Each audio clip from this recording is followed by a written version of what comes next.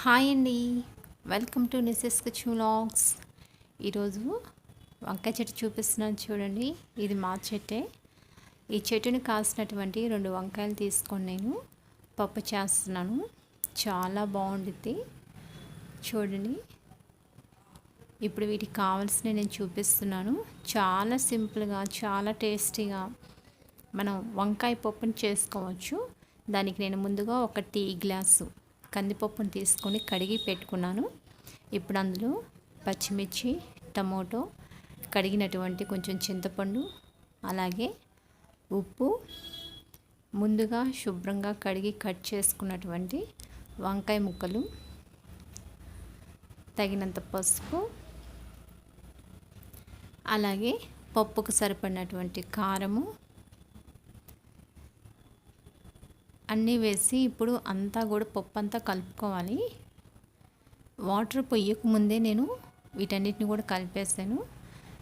ఇప్పుడు నేను అంతా కలిపిన తర్వాత నాకు ఎంతైతే కావాలో పప్పు అంతవరకే వాటర్ తీసుకుంటున్నాను. చూడండి, వాటర్ తీసుకున్న తర్వాత మొత్తం కలిపేసి దీన్ని ఒక 3 విజిల్స్ వచ్చిందాక నేను పప్పును ఉడికించుకుంటున్నాను.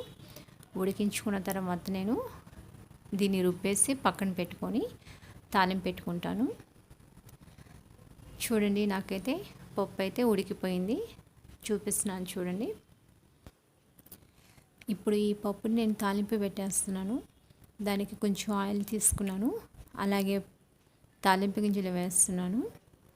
అవి కొంచెం వేగిన తర్వాత ఆనియన్స్ తీసుకుంటున్నాను. ఇవి కూడా కొంచెం దోరగా వేగిన తర్వాత చిన్నగా కట్ చేసినటువంటి వెల్లుల్లి ముక్కలు వేస్తున్నాను. ఇది వేసిన తర్వాత మనకి తాలింపు అనేది మంచి స్మెల్ వస్తుంది, చాలా బాగుంటుంది. తర్వాత నేను కొంచెం కరివేపాకు తీసుకొని ఇవన్నీ కూడా వేగిన తర్వాత ముందుగా రెడీ చేసి పెట్టుకున్నటువంటి పప్పుని ఇందులో యాడ్ చేసి గ్యాస్ మీద ఒక 5 మినిట్స్ వరకు అట్లా ఉంచేస్తున్నాను. దానివల్ల మనకి పప్పు అనేది చాలా రుచిగా ఉండిద్ది. ఈ విధంగా పప్పు చేయటం వల్ల చాలా బాగుండిద్ది. ఇంకా కట్టెల పొయ్యి మీద అయితే దీని టేస్ట్ అయితే చాలా బాగుండిద్ది.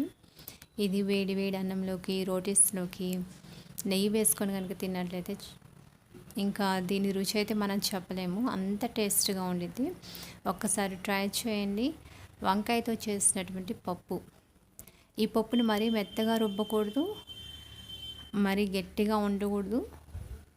మనకి ఏంటంటే చూపిస్తున్న విధంగా ఈ విధంగా మెత్తగా రుబ్బకుండా చూడండి. ఈ విధంగా కనుక మనం రుబ్బుకొని తాలింపు పెట్టుకున్నట్లయితే ఈ పప్పు అనేది చాలా బాగుండిద్ది. ఒక్కసారి ట్రై చేయండి. మీరు ట్రై చేసిన తర్వాత ఈ పప్పు అనేది మీకు ఎలా వచ్చిందో నాకు కామెంట్ రూపంలో తెలియచేయండి. నాకైతే వంకాయ పప్పు అయితే రెడీ అయిపోయింది. దీనిలో వేడి వేడి నెయ్యి కనుక వేసుకొని తిన్నట్లయితే దీని టేస్ట్ సూపర్గా ఉండిద్ది. ఒకసారి ట్రై చేయండి, తినండి, హెల్తీగా ఉండండి. కామెంట్ మాత్రం పెట్టడం మర్చిపోకండి. Thank you for watching.